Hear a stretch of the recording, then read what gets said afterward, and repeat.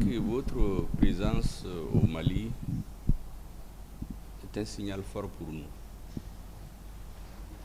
Votre présence au Mali aujourd'hui, c'est pour nous un acte de solidarité, un acte de foi pour le renforcement de l'intégration africaine des pays de la sous-région. Les Maliens, vous savez, dans leur ADN, mettre les Africains ensemble, nous pensons que c'est une obligation politique et historique pour nous. C'est d'ailleurs pour cette raison que dans toutes nos constitutions, les régimes ont changé, mais il y a un article qui est permanent, c'est-à-dire que le Mali est prêt à renoncer à tout ou partie de sa souveraineté au nom de l'unité des pays africains. Donc, c'est un souci permanent chez nous, quel que soit le dirigeant, quel que soit le responsable. Et lorsque nos frères africains viennent chez nous, nous apprécions ça à sa juste valeur, notamment l'aéropage qui a fait le déplacement pour venir chez nous ici, du siège de Lyon. Je voudrais donc vous remercier, vous féliciter, vous dire que nous apprécions ça à sa juste valeur. Hier, d'ailleurs, en Conseil des ministres, le ministre a spécifiquement insisté sur votre présence. Et je crois que le président de la transition, qui met son pas dans les pas de ses prédécesseurs, est très heureux d'apprendre que vous êtes là. Je lui rendrai compte d'ailleurs brièvement de nos entretiens. Deuxième chose que je voulais dire, c'est les félicitations pour nos ministres chargés des questions, toutes les questions financières et de développement. Et leurs subordonnés, ce que j'appelle les soldats de l'économie. C'est-à-dire tout ce monde qui travaille en douce pour que l'économie marche. Les douaniers, les impôts, le trésor, les opérateurs économiques. Parce qu'en réalité, nous parlons très fort parce qu'il y a quelque chose dans le ventre. Si eux, ils ne réussissaient pas leur travail, bon, le politique ne pourra pas bien parler. Si vous entendez un politique parler fort, c'est qu'il a bien mangé et c'est ce qu'il est sécurisé. S'il n'a pas bien mangé, il n'est pas sécurisé là, il ne parle même pas. Et ce que j'appelle nos soldats de l'économie, ils font leur travail à la grande satisfaction des autorités pour l'instant. De l'autre côté, nous avons les soldats qui sont au front. Vous savez, moi, j'ai même trouvé un mot qui est vulgarisé maintenant, on les appelle les monébodéons. Monébodé en Bamana, c'est quand vous avez une colère très forte, vous n'avez pas de solution, il y a quelqu'un qui vous aide à vous délivrer. Parce que pour les Maliens, on n'avait plus de pays. Vous savez que le terrorisme est allé de l'extrême nord du pays. Ça a pris 80% du pays. Ce n'était pas au Burkina, c'est arrivé. Ce n'était pas au Niger, c'est arrivé. C'est dans la zone du Golfe. Au Bénin, c'est arrivé depuis 2019. Il y a eu des attentats à Grand Bassam. Donc, on sent même que historiquement et géographiquement, si on n'arrêtait pas ce processus-là, ça allait se métastaser et ça allait nous contaminer tous. En 2013, vous savez, on a installé la base Sabre au Burkina Faso en 2019. Au moment de cette installation, c'était une base secrète. Même les Burkinabés n'étaient pas au courant. A fortiori d'autres personnes. C'est une base secrète. C'était pour lutter contre le terrorisme. Au Mali, c'était ATT qui était au pouvoir. Quand je dis 2019, il s'agit de 2009. La base Sabre au Burkina, c'est en 2009. Donc, le président du Mali n'a pas accepté, parce qu'il connaît la mentalité des Maliens. Je crois que ça fait partie des points de discorde entre lui et d'autres autorités que vous imaginez. Pourquoi? Parce que beaucoup pensaient que le terrorisme, c'était l'affaire des Maliens. Comme je disais, il n'y avait pas de terrorisme au Burkina en ce moment. Il n'y en avait pas au Niger. Les pays du Golfe pensaient que c'était très loin. 2019, ils ont été frappés à Grand Bassam, en Côte d'Ivoire. Ils ont occupé le nord du Togo et du Bénin en 2019. Ça s'est répandu au Niger, au Burkina. Donc si les Africains ne font pas attention, c'est presque certain que ça va envahir toute l'Afrique de l'Ouest. Et dans des cas comme ça, on ne peut compter que sur soi-même.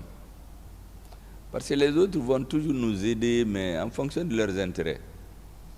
Je donne l'exemple aux uns aux autres. Récemment, l'Union européenne a apporté une aide de 600 millions d'euros, près de 40 milliards, au Ghana.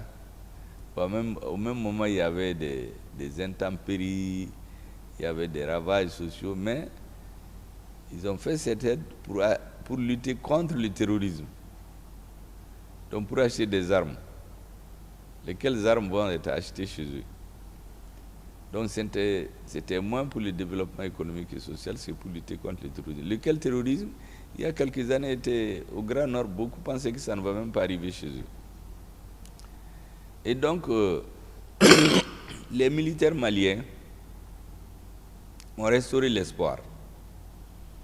Nous ont permis de croire qu'on peut vaincre le terrorisme. Aujourd'hui, le Mali n'est pas seul. Et je crois que la prise de conscience va aller grandissant. Pendant que les militaires font leur travail au front, si nous avons pu tenir debout, c'est grâce à ce que j'appelle les soldats de l'économie. C'est ce qui m'a fait dire d'ailleurs quand l'actuel gouvernement a été installé le 1er juillet 2023, ma première rencontre avec ce qu'on appelait le comité interministériel de revue des résolutions des assises nationales, parce que vous savez, tous les Maliens se sont réunis à ce qu'on appelait les assises nationales de la refondation.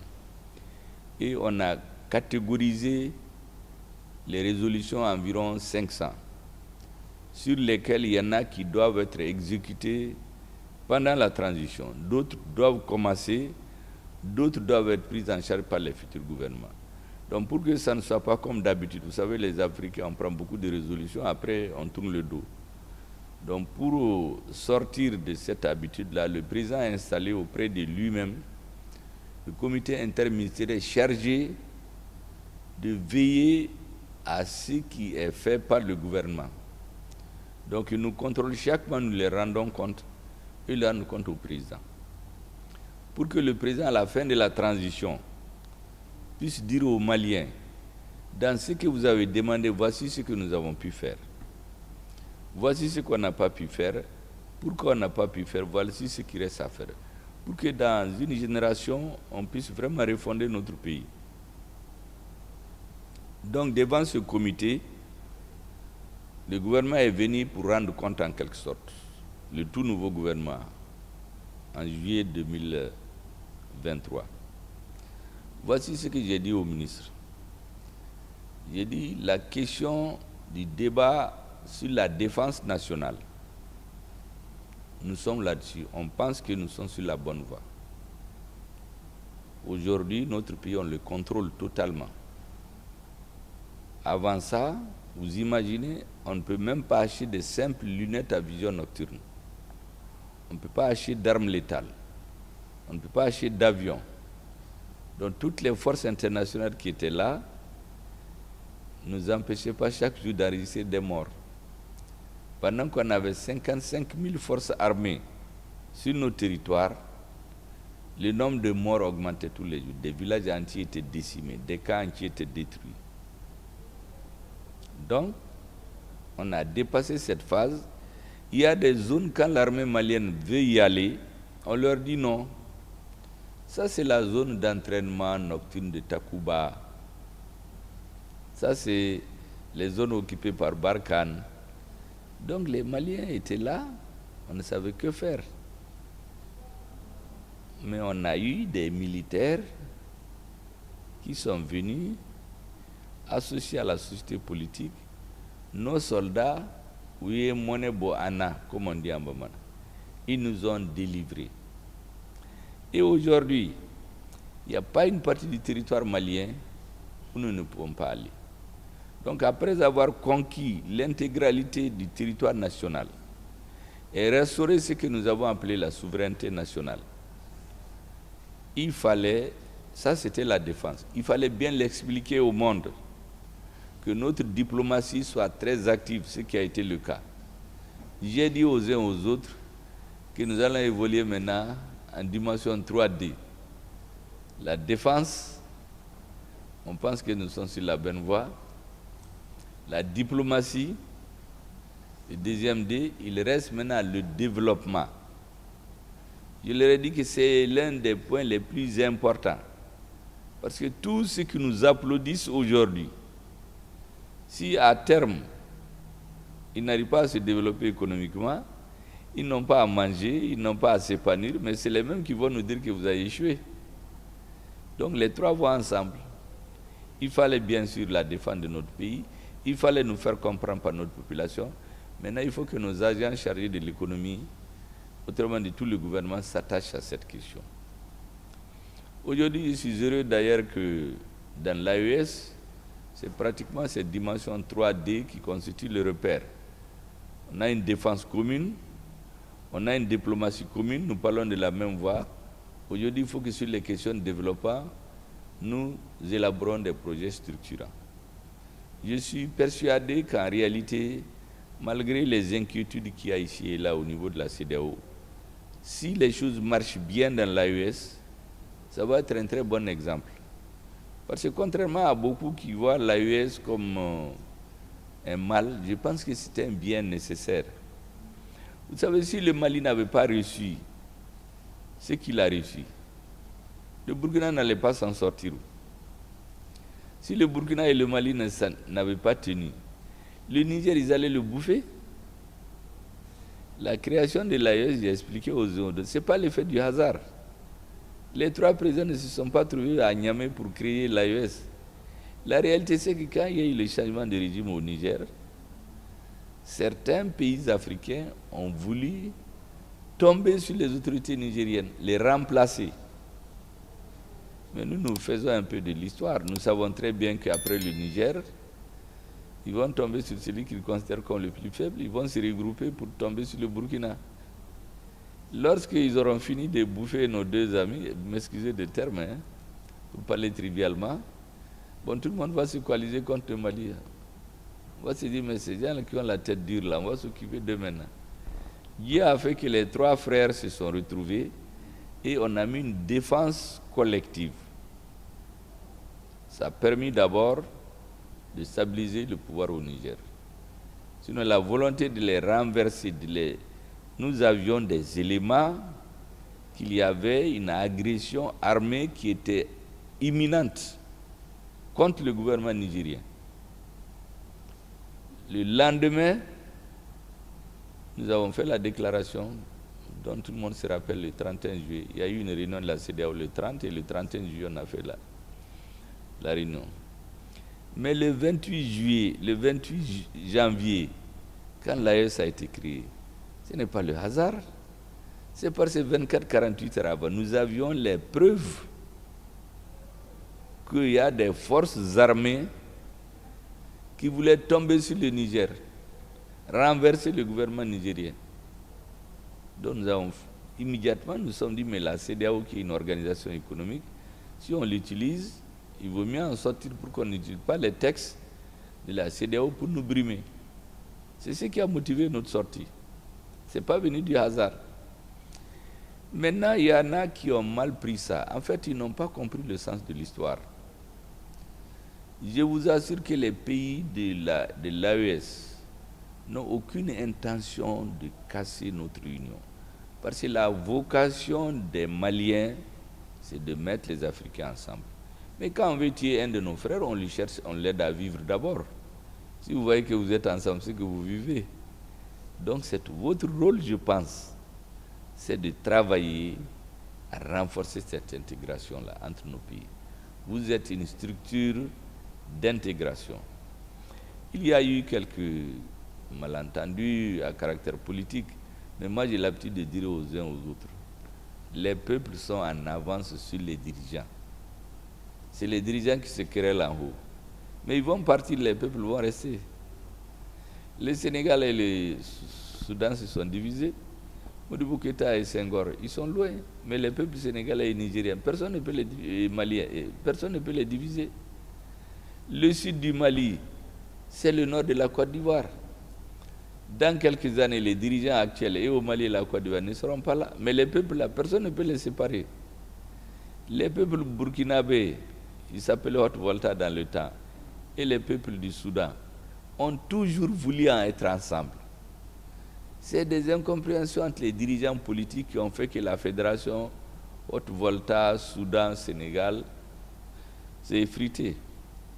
Donc, aujourd'hui, nous voulons que l'AES soit une organisation des peuples. Parce que les dirigeants vont passer, les peuples vont rester. Et vous, votre rôle que j'apprécie très hautement est de travailler pour que cette base-là soit en béton. Que personne ne voit en l'AES une organisation qui va casser telle ou telle organisation. Il faut prendre l'AES comme des pays qui se sont retrouvés pour résoudre des problèmes concrets. Peut-être s'ils les résolvent très bien, ça va être un exemple pour les autres pays africains. Parce que vous savez, les échanges entre nos pays de la CEDEAO, ce n'est pas très important. Moi, j'ai été ministre de l'Industrie et du Commerce en son temps. Quand on se battait sur les accords de partenariat économique avec l'Union européenne, moi, j'étais toujours opposé. Parce que j'avais une certaine lecture en me disant que ça allait mettre notre industrie dans les problèmes, notre économie ne va pas se développer. Et comme on le dit souvent, et notre ministre de l'Industrie le répète très souvent, aucun pays ne s'est développé sans s'industrialiser. Le commerce est un élément de l'économie, mais on ne peut pas le faire. Et donc, je voudrais vous inviter, vous féliciter à continuer votre travail. Maintenant, les Maliens, ils sont vraiment à féliciter. Malgré les difficultés, qu'on était presque en voie de disparition comme État, n'eût été nos militaires et Dieu, ils ont rempli leur fonction. Notre président a l'habitude de dire que pour que la transition marche, que chacun fasse son travail. Je pense que c'est de la même manière où les soldats sur le terrain ont fait leur travail. Ce que j'appelle les soldats de l'économie avec leur chef, le ministre des Finances, le ministre de l'économie et de l'industrie, ils ont fait leur travail. Très peu de gens pensaient qu'on allait tenir. Très peu de gens. Et voici un pays qui a non seulement tenu, augmenté les salaires. Je n'ai jamais vu un pays où pendant les guerres, des luttes de survie, on augmente les salaires. Moi, j'ai des amis qui sont partis à la retraite l'an passé. Ils me disent qu'ils ne vont jamais oublier ce que ce gouvernement a fait. Parce que ce qu'on a ajouté à leur salaire, peut-être nous, on ne va pas l'importer, mais ils sont des retraités. Ils savent ce que ça sert pour eux chaque mois, ce qui a été ajouté. Pendant la guerre, et nous avons une armée, les autres armées se préparent pour faire la guerre. Nous, on avait une armée démantelée. Pendant la guerre, on recrute, on achète des armes, on fait la formation, on fait la guerre, on la gagne. Donc vraiment, les militaires maliens, et ceux que j'appelle les soldats de l'économie, ils sont à féliciter. Moi, je fais beaucoup l'histoire. Parce que je me suis dit que quand vous voulez faire la politique, là, il faut bien connaître l'histoire. Si vous ne connaissez pas l'histoire, là, ça veut dire que vous cherchez juste à faire du bruit. Et un grand penseur du 19e siècle a dit que celui qui ne connaît pas l'histoire, vous êtes appelé à la répéter. Tout ce qui se fait aujourd'hui, si vous êtes une petite inscription dans l'histoire, vous trouvez que les gens ont vécu. Les hommes ne sont pas plus intelligents que ceux du passé. Chaque fois, on répète les mêmes erreurs. Et ce que je vous ai dit, j'ai rarement vu dans l'histoire un pays qui fait la guerre, qui se bat pour son existence, qui augmente des salaires, qui reconstruit une armée qui gagne. On a les mêmes terroristes, les acteurs n'ont pas changé, ce qui a changé c'est le leadership, c'est la façon de faire.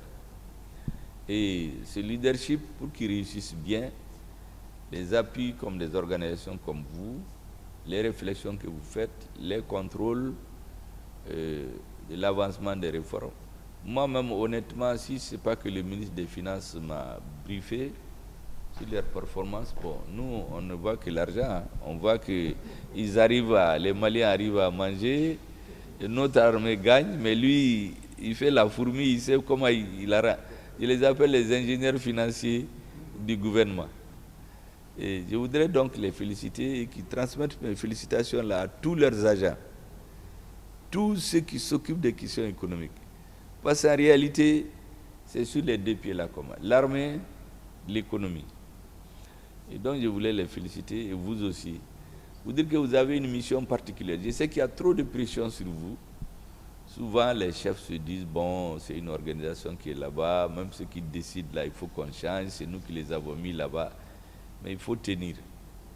Ce qui est bon pour la sous-région, il faut faire. Si maintenant on ne vous écoute pas, au moins vous aurez rempli votre mission historique. N'est-ce pas?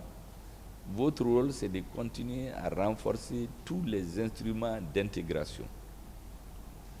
Les discours des politiques dans les réunions, dans les assemblées, les sanctions, bon, tout ça, ça vous dépasse souvent. L'espace qu'on vous laisse là, il faut l'occuper pleinement. Travailler à renforcer, parce que les techniciens, ils ne sont pas dans ces bagages. Les peuples, en réalité, veulent être ensemble. Vous avez vu quand il y a eu les sanctions, il y a des pays, des ports où les gens sont tombés, ils n'avaient même pas mangé. Les peuples n'étaient pas d'accord. Quand vous partez aux frontières, les gens ne sont pas d'accord. C'est une affaire entre hommes politiques qui sont là pour un temps. Après, ils vont partir, les mêmes peuples vont rester. Donc, je voudrais vraiment vous encourager, saluer les Maliens qui ont vraiment, comme on dit au pouvoir, on est là pour quelque temps, mais je crois que leur mission historique, ils l'ont remplie. Ils continuent de la remplir. Et vous, continuez à pousser. Les politiques vont crier, vous laissez se taper sur la tête, mais vous faites avancer les dossiers. Parce que tant qu'on ne fait pas l'intégration africaine, des pays intégrés économiquement, on va toujours continuer uniquement à parler. Vous dites que le Niger, le Sénégal ont commencé à produire des hydrocarbures. Ça, c'est quelque chose de très positif. Et maintenant, nous-mêmes, avec l'AES, il y a beaucoup de dispositions que nous sommes en train de prendre pour renforcer la libre circulation des personnes et des biens. Parce qu'on en parle beaucoup dans la CEDEAO, mais dans la pratique, les gens en souffrent beaucoup. Donc petit à petit, les points positifs, partout où on les trouve, on les met ensemble. C'est ainsi que sur la durée, nous allons résoudre nos problèmes. Je voudrais donc vous remercier, Monsieur le ministre, et à tous vos collaborateurs. Vous aussi vous remercier et vous dire que nous apprécions à sa haute juste valeur le fait que vous êtes venus ici. C'est un acte de solidarité, un acte de foi. Ça veut dire que vous croyez à l'intégration sous-régionale. Et vous êtes un instrument très fort. Je vous encourage beaucoup et vous salue.